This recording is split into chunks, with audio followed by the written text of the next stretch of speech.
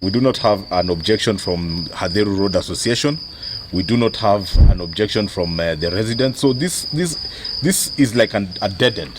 So the area that NMS was supposed to deal with, even if it was to deal with in the right manner, was 8 meters from this point to that point. But they ended up taking up another 90 to 100 meters.